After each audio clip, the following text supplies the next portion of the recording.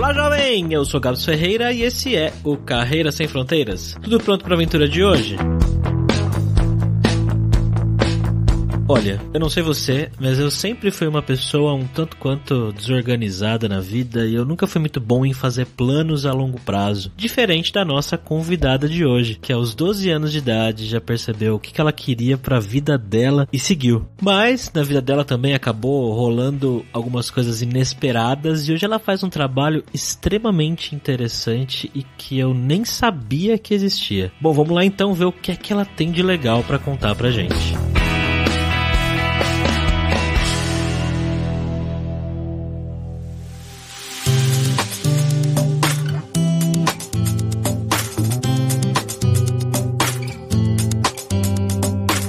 Para essa conversa de hoje, como sempre, estamos aqui com ele, o nosso viajante poliglota, Fabrício Carraro. E aí, Fabrício, beleza, cara? Beleza, Gabs, voltando pra África. A gente tá indo frequentemente pra África ultimamente, né? Quase nunca ia, agora foi pro Quênia, vai pra África do Sul. Mas a gente vai falar hoje com a Renata. Como é que você tá, Renata? Oi, tudo bom? Tudo ótimo e com vocês? Bacana, bem. Vamos lá pra esse papo, então.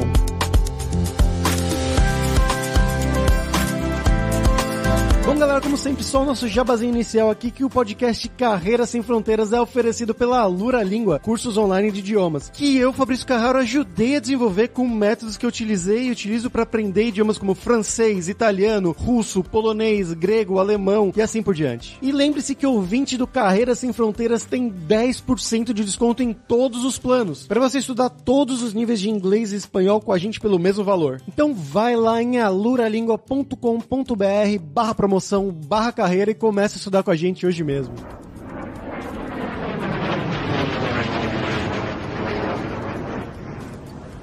Bom, Renata, para começar, né, como sempre, a gente pergunta para os nossos convidados de onde eles são no Brasil, para você contar um pouco do passo a passo, né? Como foi na sua vida, o que você estudou, com o que você trabalhou e como que você foi parar aí na África do Sul. Eu sou de Porto Alegre, no sul do Brasil, e eu sempre morei lá toda a minha vida, né? E eu estudei jornalismo na PUC, e enquanto eu estava estudando jornalismo, eu já estava, assim, trabalhando na área. Comecei como estagiária, óbvio, trabalhei na RBS por um tempinho, depois estava trabalhando na Cartola, que é uma agência de conteúdo. Então eu estava trabalhando como repórter mesmo, mas com notícias assim locais ali do sul, porque era a área, né, onde que a gente cobria a notícia, no caso. Para explicar como é que eu vim aqui parar na África do Sul, eu tenho que voltar um pouco mais no tempo, para quando eu tinha 12 anos, que eu estava estudando história na escola, que era a matéria que eu mais gostava, e o professor estava nos ensinando sobre a história da África do Sul e falando sobre Nelson Mandela, e eu me apaixonei muito, assim, pela história do país, a história de superação, de luta por igualdade racial, né, e pelo Mandela também, que acabou se tornando meu ídolo, assim, desde que eu tinha uns 12 anos, mais ou menos. E desde lá eu sempre tive essa vontade de vir aqui pra África do Sul, e sempre tive a vontade bem específica de vir pra Cidade do Cabo, porque aqui tem a Robben Island, que é a ilha onde o Mandela ficou preso, né, por acho que quase 16 anos que ele ficou lá. E eu sempre quis muito visitar essa ilha, Robben Island, pela toda a história, né, relacionada ao local. Eu sempre tive essa paixão pela história do país e pelo Mandela. Tenho até uma tatuagem pro Mandela. Então começou daí eu tava na PUC estudando e eu sempre também tive vontade de trabalhar com jornalismo internacional como correspondente, né. E aí, assim, eu juro que o que eu fiz foi, eu fui no Google um dia e escrevi Cidade do Cabo, África do Sul, estágio jornalismo. E eu achei uma vaga que estava aberta para uma revista aqui da Cidade do Cabo, chamada The Big Issue South Africa, que é uma revista bem direcionada, assim, a questões socioeconômicas e de direitos humanos, que é a área que me interessava. E eles tinham uma vaga de estágio aberto para estudantes internacionais, que era meio que um intercâmbio estágio, assim. E daí eu mandei meu CV, mandei todas as minhas informações e, vou tentar, né? Mas eu realmente não achei que eu ia conseguir. E aí eu recebi um e-mail dizendo que eu tinha conseguido e tal, e daí eu vim. E era pra eu ficar 4 meses aqui, trabalhando como repórter nessa revista e conhecendo o país, que eu sempre sonhei vir pra cá e ter essa experiência, né? E eu tava super feliz, assim, mas eu lembro que quando eu fui, eu sou uma pessoa que eu gosto muito do Brasil, eu gosto muito do meu país, então eu nunca tive, na verdade, essa intenção de morar fora pra sempre. E eu lembro que eu fui e dei tchau, assim, pra minha família no aeroporto e pensei, tô louca pra voltar já, né? Quero ter experiência, mas já tô louca pra voltar. Eu tinha 21 anos, né, quando isso aconteceu. Eu tô com 29 agora, então já tô 8 anos aqui. Como vocês podem ver, eu não voltei.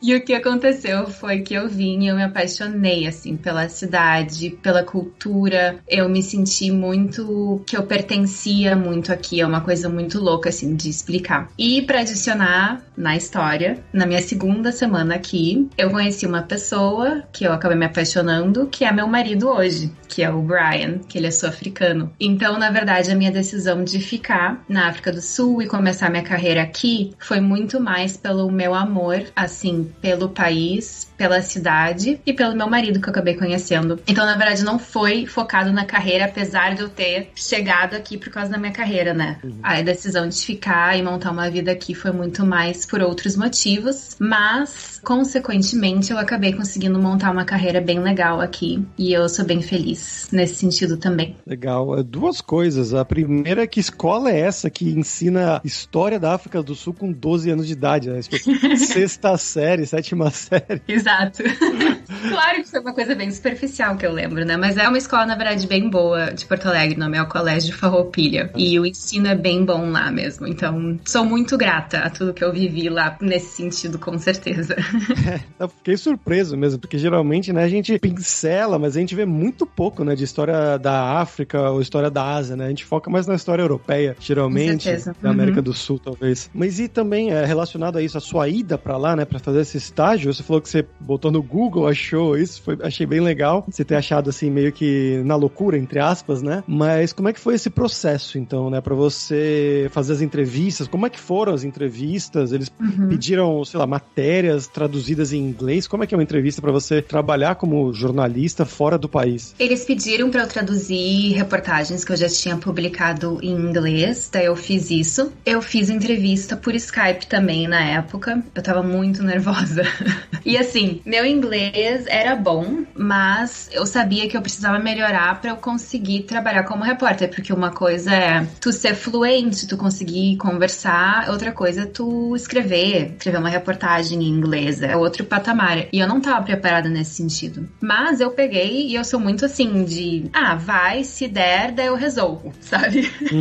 E foi isso, eu vou tentar, se quiserem, é porque eu traduzi bem, então me viram. E aí no final eu consegui. Mas antes de ir, eu fiz algumas aulas particulares em inglês, acabei encontrando entre amigos em comum uma pessoa lá em Porto Alegre que ela era jornalista e aí naquela época ela estava trabalhando como professora de inglês, então casou tudo muito bem assim pra mim. E eu fiz meio que um intensivão assim com elas, bem focado em inglês pra jornalismo, pra reportagem. E então me ajudou bastante. Mas foi muito de se virar assim, quando eu cheguei aqui e trabalhar na revista. E hoje, na verdade, eu sinto muita dificuldade de escrever em português. Na verdade, eu sou muito mais acostumada a escrever em inglês agora, mas na época, obviamente, não. Então eu escrevia a reportagem inteira em português e depois eu traduzia em inglês, o que tornava tudo muito mais demorado.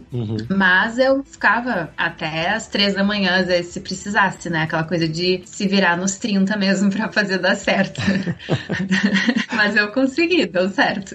Isso é uma coisa bem curiosa, né? Você escrever matérias em inglês, você trabalhar, né, em outro idioma. A gente já entrevistou aqui o Fernando Calas, a gente entrevistou o Sandro Fernandes também, mas o Sandro acho que ele trabalhava mais pro Brasil e o Calas ele trabalha diretamente aqui na Espanha e ele escreve já, né, diretamente espanhol, mora muitos anos aqui e você seria a mesma coisa, só que com o inglês, né? Porque se você, dependendo do nível do inglês, mas quando a pessoa tá num nível que ela não é tão confiante de escrever assim, a matéria vai ser completamente diferente do que uma matéria que você vai escrever em português, né? Palavras completamente diferentes, expressões e tudo mais. Eu lembro que quando eu fazia essa coisa de escrever primeiro em português e traduzir pro inglês, porque vinha de uma coisa de não ter essa experiência, né? Eu achava que tava bom, mas aí quando eu mandava, a minha editora me chamava assim na sala, ela me dizia, olha, isso aqui tá meio estranho, o que tu quis dizer com essa frase aqui, tá meio louca. Eu, não, aqui em português é isso que eu quis dizer. Tá, ok. Ela me ajudou muito, assim, eu sou muito grata a ela, o nome dela é Melanie Bendix, e ela foi muito fundamental na ajuda pra me ensinar. Também tem muita coisa, essa coisa local, de expressões locais aqui da África do Sul, e de me adaptar também com entrevista, porque aqui na África do Sul tem 11 idiomas oficiais. Nossa. E existem muitos grupos, assim, étnicos e raciais diferentes, e cada um tem um sotaque diferente em inglês. Então não é tipo assim, tu vai nos Estados Unidos, tem aquele sotaque americano, ou tu vai pro Reino Unido, tem aquele sotaque inglês. Aqui, tu vem pra África do Sul e tem um sotaque diferente na mesma cidade de pessoas que moram aqui, porque raramente existe, mas uma grande parte, mas a maioria dos sul-africanos, a primeira língua deles não é inglês, é outro idioma. É Afrikaans, ou é isiXhosa, ou é Zulu. E o inglês todo mundo aprende na escola porque é a forma que todo mundo tem pra se comunicar, né? Um com o outro, é o idioma que é usado no comércio, no mercado de trabalho, mas a maioria das pessoas aqui tem o inglês como o segundo idioma. Então, pra me acostumar com todos os sotaques diferentes que tem aqui, demorou bastante também. No jornalismo fica bem complicado essa coisa de ter que conversar com as pessoas, fazer entrevistas, às vezes fazer entrevista com um político e ter que aprender, assim, a entender o que as pessoas estão dizendo. Uma coisa tão fundamental para jornalismo é tudo, né? E no início era bem difícil pra mim. Porém, como muitas pessoas aqui têm o inglês como segundo idioma, não o principal, as pessoas aqui são muito tolerantes a quem tá aprendendo e muito abertas, assim, a tentar entender um ao outro, por essa questão de que eles também tiveram que aprender. Não é uma coisa que às vezes vem tão natural, assim, pra cada um deles. Então isso ajudou bastante. Eu encontrei pessoas que me ajudaram um monte, assim, e muito abertas e pacientes também, né?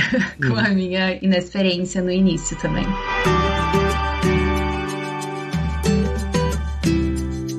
Como é que foi o início da vida aí, Renata? A empresa que te contratou ajudou você a se realocar, procurar casa e tudo mais, ou foi meio que sozinha? Não, foi sozinha. Quando eu tava fazendo o intercâmbio com o estágio, daí sim. Daí tem ajuda com a casa, era um quarto, numa casa com um monte de gente. E tinha essa ajuda no início, mas era 4 meses. E daí quando eu decidi ficar aqui, daí na verdade mudou um pouco as coisas, né? E eu acho que isso é uma coisa que muita gente, assim, que tá no Brasil e quer vir pro exterior para trabalhar não tem noção da dificuldade que é, na verdade, de conseguir se estabelecer num país estrangeiro. Toda a questão do visto, né? Então eu tinha visto para fazer estágio, que era de 4 meses. Depois eu tinha que voltar pro Brasil. Como é que eu ia conseguir ficar aqui sem visto? A minha opção era ser contratada por uma empresa e conseguir o visto de trabalho, que na época era bem fácil de conseguir, agora mudou as leis, é super difícil aqui na África do Sul. Mas essa empresa que eu tava trabalhando na época, era uma revista, eles dependem muito de trabalho de estagiário, que paga bem pouco, né? Então eles não contratam permanentemente, assim, as pessoas. Eu tava precisando disso. Então, na verdade, eu tive que tentar achar outro trabalho, só porque eu queria ficar mesmo. E aí eu encontrei um trabalho num call center, que eu tinha que trabalhar de madrugada a noite inteira, atendendo. Era um cassino online. Nada a ver com o que eu gostava, nada a ver com a minha paixão, assim, pela sociedade, causas sociais, mas era o que ia me dar o visto e dinheiro também pra eu conseguir me sustentar aqui, alugar apartamento e tal. E aí eu fui. Então, assim, meu primeiro ano aqui, morando aqui mesmo, foi trabalhando nesse call center pra me sustentar, pra conseguir ter um visto, e eu trabalhava de madrugada e durante o dia eu comecei a fazer jornalismo freelancer, que era assim o que eu gostava, que era a minha carreira mesmo, né? E aí que eu conheci o Sandro, na verdade, que já esteve aqui com vocês, que a gente começou a trabalhar junto, um projeto junto de jornalismo e também pra Globo News, né, como correspondente internacional aqui na África do Sul. Então foi assim no início, trabalhando de madrugada e durante o dia como freelancer, que era o que eu gostava. Logo depois, nessa empresa, a mesma empresa do call center, eu fui promovida para a área de tradução, português para inglês, inglês para português, e aí eu fiquei fazendo isso por uns 2 anos, eu acho. E mesmo assim, continuando a minha carreira como jornalista freelancer, porque era o que eu gostava de fazer, era a minha paixão, e eu tava querendo, assim, me desenvolver nessa área para em algum momento eu conseguir largar o trabalho fixo fixo que eu tinha, que era muito realmente só pra me sustentar mesmo e conseguir ficar aqui, pra eu conseguir ser jornalista em tempo integral, assim, ter essa como a minha única carreira, né? Só que daí acabou que a minha carreira mudou de novo, que é o que eu faço hoje, que é o que eu amo fazer, que eu encontrei uma nova paixão aqui, na verdade, e apesar de eu amar jornalismo e amo jornalistas e tenho muito, assim, respeito pela carreira, né? Eu acabei encontrando minha paixão em outra área, que é o que eu faço hoje. Que é o quê? Surpresa, né? Surpresa, é. Então, eu vou começar também do início, porque é um pouco complicadinha a história, mas basicamente, eu achei um dia também no Google, assim, uma vaga, porque eu tava tentando achar uma vaga fixa na área de jornalismo, eu não conseguia achar, porque aqui, pela questão do visto, eles dão muita preferência pra contratar sul-africanos, então pra alguma empresa te contratar sendo estrangeira, é muito por algo a mais que tu vai oferecer que eles não conseguem achar aqui, que pra mim era muito assim, o idioma português, ou meu conhecimento, minha experiência no Brasil. Então eu tinha que tentar achar emprego assim com isso, senão eu não ia conseguir, iam dar preferência mesmo para um sul-africano, e eu entendo que são pessoas que são daqui, que cresceram aqui. Aqui, para ser jornalista na África do Sul, tem muito essa coisa de falar outros idiomas sul-africanos. Então, falar Isixhosa ou falar africanos, eu não conseguia oferecer isso, né? Eu só falo inglês. Poderia aprender, mas vou ser sincera em dizer que eu tenho dificuldade para aprender idiomas. Já consegui aprender inglês, não sei se eu consigo outro. Enfim, tava difícil. E aí um dia eu achei uma vaga na Thomson Reuters, que é o que eu conhecia como jornalista, era parte da Reuters News, né, que é a parte da agência de jornalismo, e tinha uma vaga precisando de alguém que falava em português para o escritório que eles têm aqui em Cape Town. E aí eu apliquei, mandei meu CV e tal, e aí consegui uma entrevista. E aí eu consegui um emprego, mas o emprego era para trabalhar na área de pesquisa para eles, para uma base de dados que eles têm na área de risco e compliance, que era uma área completamente nova, assim, para mim. E eu comecei a trabalhar como analista de pesquisa, focando em pesquisas sobre casos criminais no Brasil. Então, essa base de dados, só para explicar, ela é usada por bancos, assim, ao redor do mundo e por agências de inteligência também, porque basicamente a ideia que muitos crimes, né, principalmente crime organizado, tráfico de drogas, tráfico de pessoas, o motivo pelo qual esses crimes acontecem tanto e são tão prevalentes na nossa sociedade é porque dá muito dinheiro. São crimes, assim, que é bilhões de dólares em lucro anualmente para essas organizações criminosas. Então tem um fluxo de dinheiro no mercado muito grande, no mercado legítimo, né?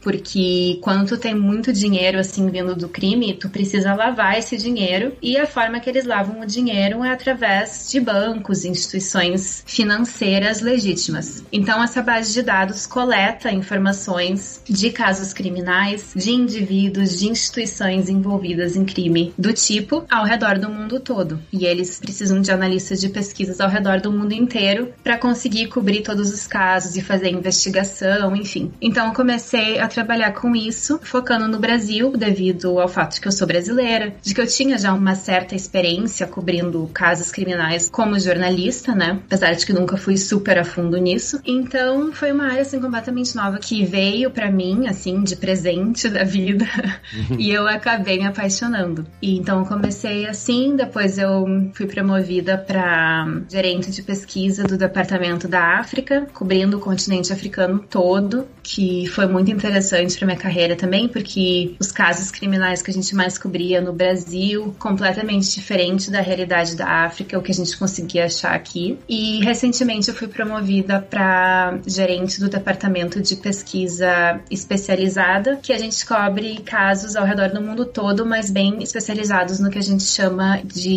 underreported crimes, que são crimes que é muito difícil achar informação devido à sofisticação das organizações criminosas, que na maioria dos casos envolve tráfico de pessoas, né? E também environmental crimes, que a gente chama agora de green crimes, que são crimes envolvendo tráfico de animais e crimes desse tipo. Então, esse é o trabalho que eu faço agora. Eu amo muito. Por causa dessa nova área que se abriu assim na minha vida e eu realmente me apaixonei, eu voltei a estudar aqui. Então agora eu tô terminando um pós na University of Cape Town, a Universidade da Cidade do Cabo, em criminologia. Me formo no final do ano. 1 milhão de perguntas agora pulando na minha cabeça.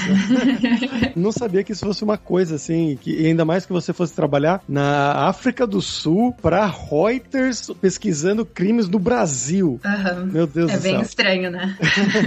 A globalização, né? Isso eu acho que Exatamente. Muito legal. Quando você era analista, né, principalmente, ou os seus subordinados, hoje em dia, eles trabalham mais na parte de pesquisa que você falou, mais como se fosse em estatísticas, baseado em estatísticas e tendências, ou são coisas mais de ir atrás de casos específicos? Ir atrás de casos específicos. Estatística acaba sendo algo que é consequência da informação que a gente coleta, mas é bem focado, assim, em nomes de pessoas envolvidas, nomes de empresas envolvidas, os crimes específicos que a gente cobre e todas as informações que a gente consegue achar sobre isso, porque basicamente quem usa nossas bases de dados são bancos, instituições ao redor do mundo todo, e o conceito é o que a gente chama de follow the money, siga o dinheiro, que é para conseguir detectar o fluxo de dinheiro que está acontecendo ao redor do mundo, de banco mandando dinheiro para outro banco, e conseguir de alguma forma detectar se tem alguém naquelas transações envolvidas com algum tipo de crime. E se sim, se aquele dinheiro tem algum envolvimento com o crime, né? Na questão de lavagem de dinheiro, ou se vem na questão do lucro, né? De algum tipo de crime, e se sim, para conseguir parar aquela transação e detectar quem são as pessoas e talvez, enfim, daí isso é a parte do law enforcement, a gente não tá envolvido, mas de conseguir parar o crime organizado, né? Dessa forma, olhando pro dinheiro e o fluxo do dinheiro ao redor do mundo relacionado a isso.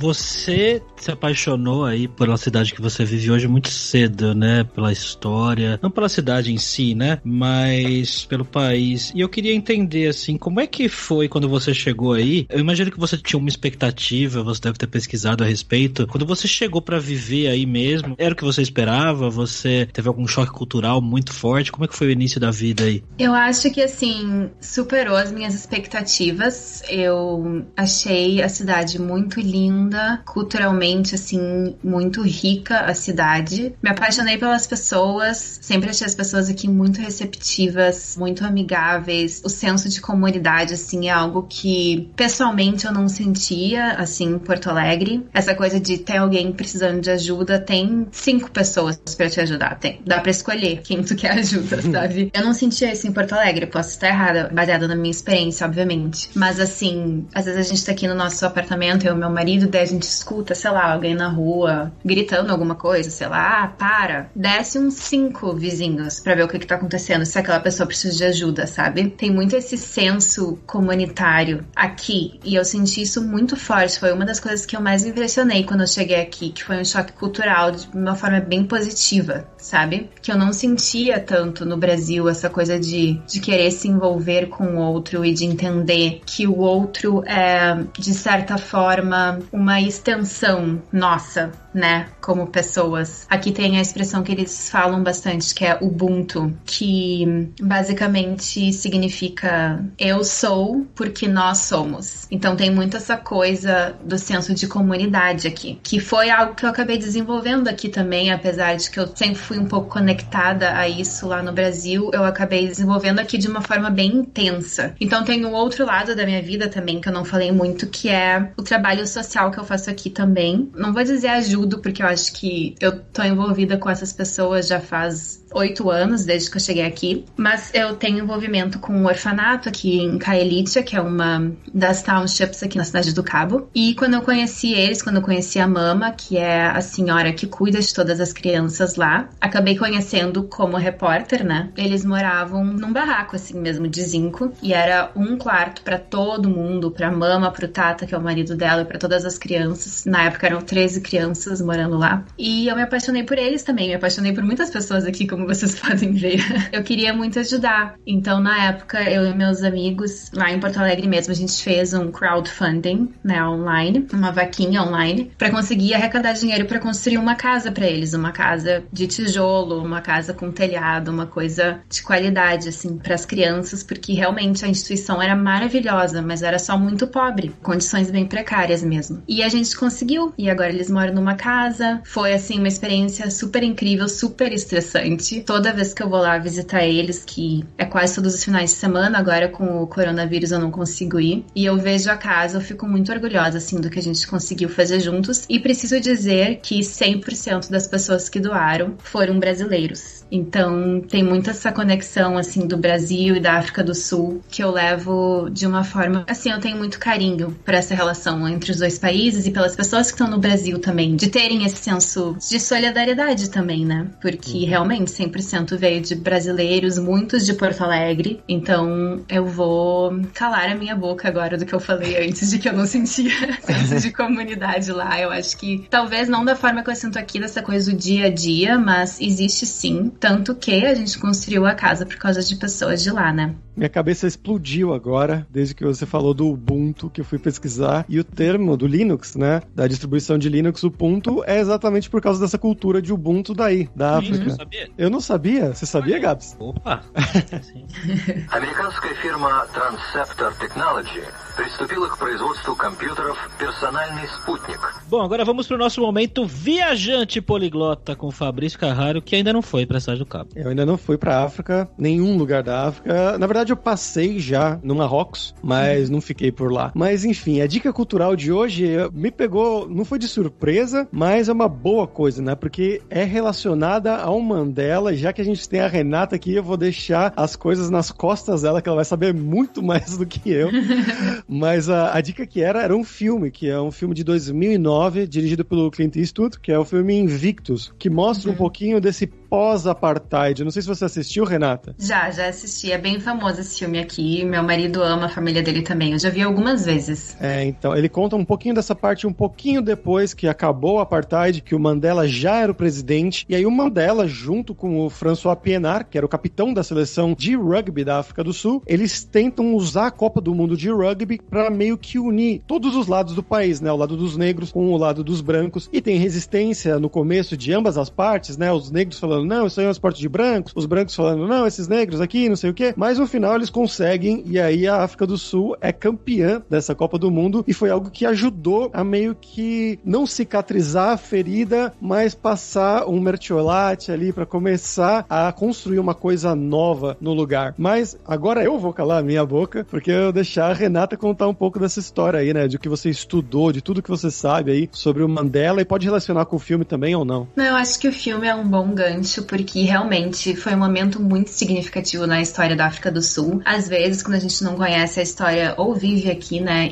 às vezes a gente assiste esse tipo de filme e pensa, nossa, mas será que realmente foi esse o momento que conseguiu unir as raças, né, aqui na África do Sul? E foi um momento muito simbólico, muito significativo, e as pessoas têm esse momento de uma forma muito carinhosa, os sul-africanos, né, como um geral. Acho que foi ano passado que a África do Sul ganhou de novo a Copa do Mundo de Rugby, e de novo, quando ganhou, eu tava num bar com meu marido e a família dele assistindo, né, e quando deu, assim, a final e ganhamos de novo, eu nunca vou conseguir explicar o sentimento que eu senti, porque todo mundo, assim, chorando e se abraçando, muito lindo, porque realmente tem um significado muito importante pro país, eu até me emociono falando.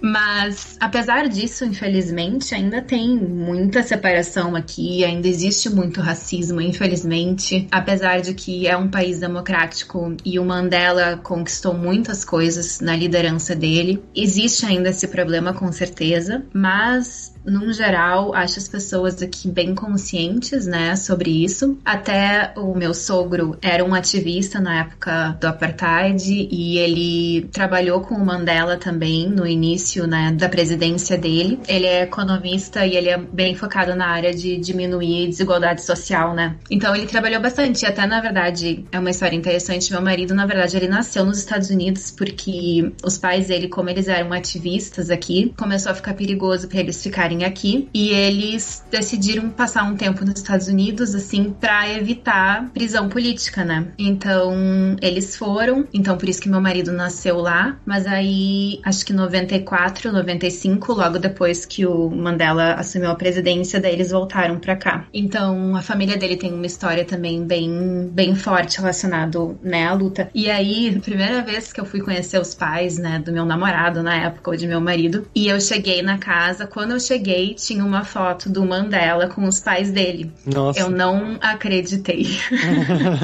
Eu, como assim? Eu sou uma pessoa mais próxima do Mandela, do meu ídolo. E eu também tive a oportunidade, porque eu ainda estava trabalhando como correspondente pra Globo News. Quando o Mandela faleceu, em 2013, eu tive a honra, na verdade, de cobrir toda a notícia, né, do falecimento dele pra Globo News também, que foi bem emocionante pra mim, pela minha história, né, de amante da África do Sul e do Mandela. Mas, se eu posso, eu gostaria de recomendar outro filme também, ou livro, né, que na verdade é baseado no livro, que o nome é Long Walk to Freedom, mas é um filme sobre o Mandela mesmo e toda a caminhada dele pra liberdade. Na verdade, essa é a tradução, né? Longa caminhada à liberdade. E é toda a luta dele contra o governo racista e luta por igualdade social e igualdade de todas as raças, de todos os gêneros também. E é um livro bem grosso, assim, mas é maravilhoso. E aí se transformou num filme que é um filme muito, muito lindo. Realmente, eu achei que eles fizeram um trabalho maravilhoso no filme de retratar tudo que o livro mostra, que às vezes os filmes decepcionam, às vezes quando é baseado num livro. Porém, eu achei que esse fez, assim, uma linda homenagem, né, à história do país e à história do Mandela também, de uma forma bem honesta também, porque tiveram seus problemas, ainda tem. Então eu recomendo bastante também. Pessoal aí que reclama que a gente não coloca na descrição os links, eles estão sempre na descrição do episódio lá no site do Carreira Sem Fronteiras. Então não vai estar no arquivo, mas se você entrar lá no site do Carreira Sem Fronteiras, vai ter lá sempre em cada episódio todos os filmes, todas as dicas culturais que a gente fala por aqui desde o primeiro episódio até agora. carreirasemfronteiras.com.br, gente.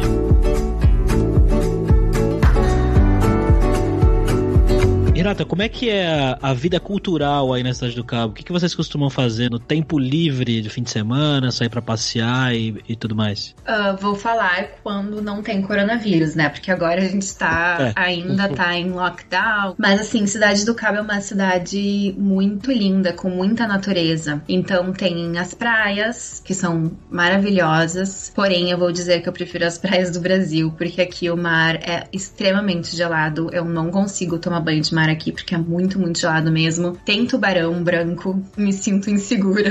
Mas tem praias aqui, são muito lindas. E tem a montanha, né, a Table Mountain, e outras montanhas ao redor, então tem muita trilha pra fazer. Tem também os vinhedos, que eu não sei se você sabe, mas a África do Sul é uma grande produtora de vinhos, e os vinhos aqui são muito bons, de muita qualidade. Então tem vinhedos ao redor da cidade inteira. Eu moro aqui faz 8 anos, eu nunca consegui ir em todos, só pra vocês terem uma noção. Então tem muita coisa pra fazer nesse sentido de trilha, de praia, de vinhedos, caminhada. Mas tem bastante museu também na parte cultural da história do país, né? Tem a Robben Island, que é aqui, que é onde o Mandela ficou preso, que é o meu passeio, assim, turístico, que eu posso dizer dessa forma, preferido, por tudo que mostra. E eu acho bem interessante porque os guias turísticos dessa ilha, né, que tem a prisão onde os presos políticos ficaram presos na época, sempre o guia turístico é um ex-presidiário, um ex-prisioneiro daquela época, que consegue contar a história de uma forma bem profunda, porque é baseado na experiência dele.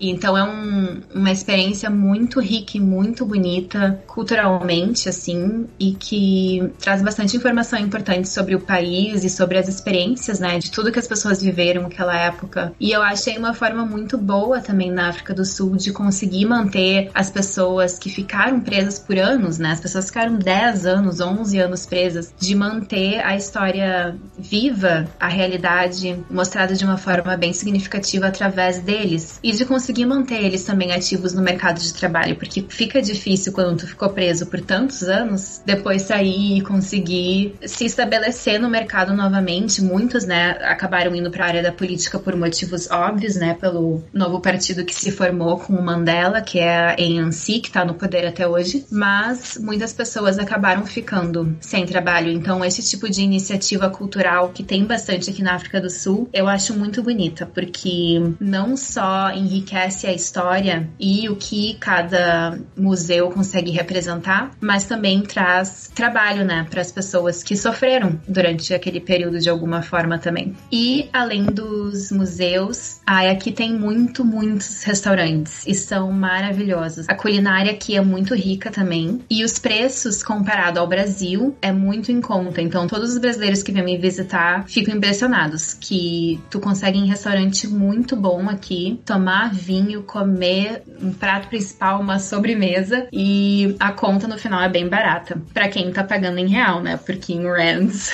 até que é ok, mas não é tão barato assim, que realmente a moeda aqui é bem fraca comparado ao real.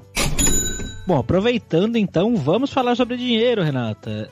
Conta pra gente como é que é então a questão do custo de vida aí pra morar, pra comprar coisas do dia a dia, supermercado e tudo mais. Então, aqui, como eu falei, realmente, assim, restaurante, acho que até supermercado é ok, acho bem mais barato que o Brasil, realmente, até mesmo pra quem mora aqui. Se comparar, assim, com São Paulo, Rio de Janeiro, realmente é bem mais em conta. Se eu comparar com Porto Alegre, que é bem mais em conta do que Rio ou São Paulo, daí acaba ficando uma coisa meio parecida, assim, mas acho que aqui restaurante até é um pouco mais barato. Questão de moradia, aqui é bem caro, realmente, porque é uma cidade que é bem turístico, não só internacionalmente, mas dentro da África do Sul também, porque é uma das cidades mais bonitas da África do Sul. Então, tem muito turismo interno, né, de pessoas indo pra cá, ou de pessoas querendo vir morar aqui, como se fosse no Rio ou em São Paulo também, se vocês forem pensar, né, tem muito brasileiro querendo morar nessas cidades. E aqui é a mesma coisa, então o aluguel acaba sendo bem caro, ou então até para comprar um imóvel acaba sendo bem carinho também, dependendo da região que tu quer morar, obviamente. As regiões mais perto, assim, da praia, do centro, acaba sendo bem mais caro. A questão do transporte aqui é bem parecido com o Brasil, no sentido de que o transporte público não é muito bom, não é muito seguro, não tem muitas opções. Tem o trem que atravessa a cidade inteira, não é metrô, é trem mesmo, e é uma das opções mais em conta que as pessoas mais usam, porém na questão de segurança realmente acaba deixando a desejar. E tem também os minibus, que eles chamam aqui, os taxis, que eles chamam, mas não é táxi, é umas vans assim, brancas, que vai todo mundo amontoado. É muito usado aqui. Eu usei já bastante as vans, e as vans são boas porque é a cidade inteira que eles atravessam, e é bem em conta, é uma das opções mais baratas. Mas realmente também na questão da segurança não é assim a melhor opção. Agora só, acho que uns 3 anos atrás, que eles começaram a ter opções de ônibus também aqui, que aí começou a dar para as pessoas mais opções de transporte público. Mas então aqui a cultura é bem de carro. Sabe, eu tenho carro aqui, por exemplo, para conseguir me locomover de casa para o trabalho, que eu moro um pouco longe do escritório onde eu trabalho, meu marido também. Então, a maioria das pessoas aqui acabam comprando carro e tendo essa vida de carro, como muitas pessoas têm no Brasil também. Então, eu tenho bastante inveja, Fabrício, de quem tá aí na Europa e consegue pegar metrô e não precisa ter carro e consegue se locomover de uma forma mais fácil, que não é a situação aqui. É uma delícia mesmo, posso afirmar isso.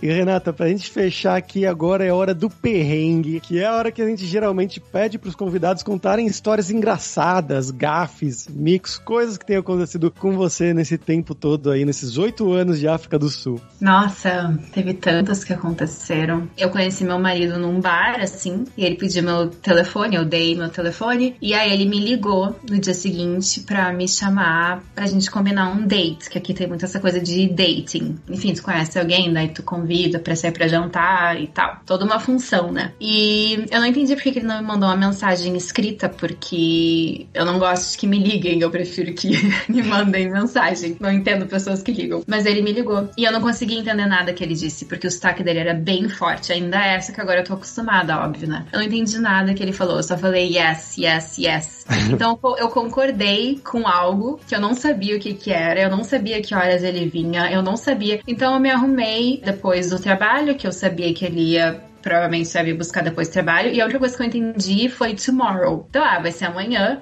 sei lá que horas, sei lá pra onde eu vou. Então eu me arrumei e fiquei sentada na frente da minha casa esperando isso aí por algumas horas. E aí uma hora ele chegou. Você realmente queria sair com ele, né?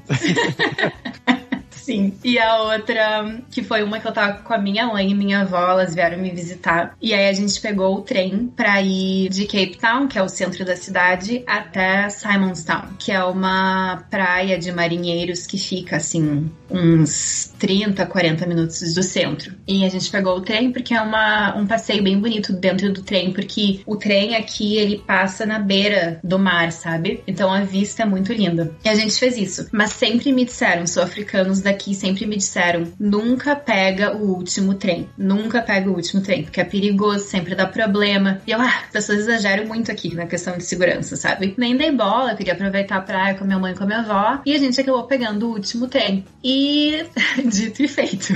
Não teve, assim, nenhum problema, mas começou uma greve, eu não entendi o que as pessoas diziam, começou, assim, uma correria, e no final o trem parou de funcionar, e a gente teve que pular o trem e caminhar até a próxima estação. E eu não sei se vocês já tiveram que pular trem. Não sei nem o que é pular trem.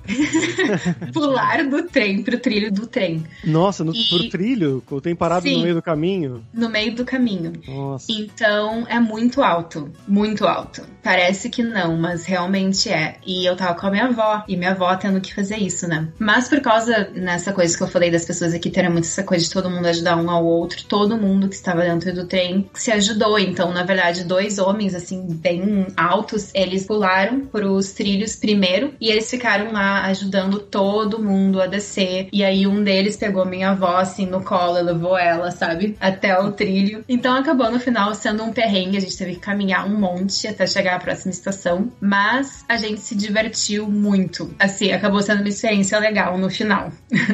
Mas durante eu tava um pouco assustada, assim, muito mais pela segurança da minha mãe e da minha avó, mas acabou que nada aconteceu mesmo, foi só uma greve, daí o trem parou e a gente teve que pular nos trilhos e caminhar até a próxima estação de trem que tinha, que acho que foi uns 15 minutos mais ou menos caminhando. Então acabou sendo um perrengue que no final foi legal, a gente riu muito por algum motivo, a minha família tem muito essa coisa de quando não sabe o que fazer começa a rir, e a gente riu bastante, que a minha avó quase fez xixi nas calças, coitadinha, de tanto que ela ria. É uma bela aventura, né? Sim.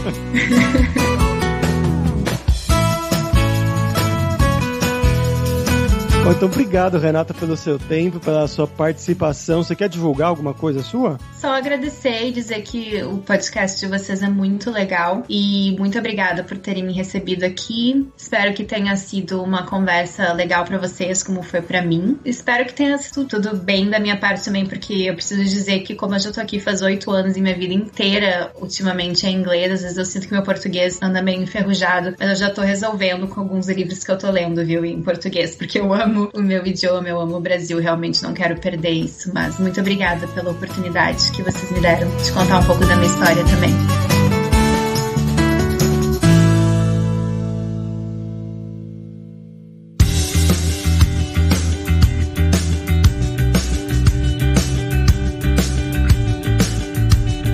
Pessoal, por hoje é isso, e como a gente foi na África do Sul, eu vou ter que escolher 3 línguas aqui pra falar obrigado pra vocês. Então, thank you em inglês, danke em afrikaner e ngiyabonga em Zulu pela sua audiência. E se você gosta do Carreira Sem Fronteiras, recomende pra 5 amigos, pra nossa comunidade crescer sempre cada vez mais. E entre no nosso grupo do Facebook, o Carreira Sem Fronteiras, pra você ter mais dicas sobre empregos, mercado de trabalho no exterior, tecnologias e também sobre a língua inglesa. E não deixe de conhecer a Alura Língua pra você reforçar o seu inglês e o seu espanhol e dar aquela força, tanto no seu currículo quanto na sua vida profissional. Algo que a Renata destacou muito bem do quão importante foi o inglês para ela, para conseguir um emprego como jornalista na África do Sul, para trabalhar lá, traduzindo primeiro os artigos dela, tanto traduzindo para entrevista, quanto traduzindo quando ela já estava lá, ela escrevia em português e traduzia para inglês, para depois passar a já escrever diretamente em inglês. E só lembrando que o ouvinte do Carreira Sem Fronteiras tem 10% de desconto em todos os planos. Então vai lá em aluralingua.com.br/promoção/carreira e começa a estudar com a gente hoje mesmo. Além também, é claro, da alura.com.br, que tem mais de 1000 cursos de tecnologia nas áreas de programação, marketing, design, business, soft skills, curso de como você criar o seu currículo em inglês ou em espanhol para mandar pro exterior, inclusive o seu LinkedIn. Então com certeza vai ter o curso para você. Então pessoal, até a próxima quarta-feira com uma nova aventura em um novo país. Tchau, tchau.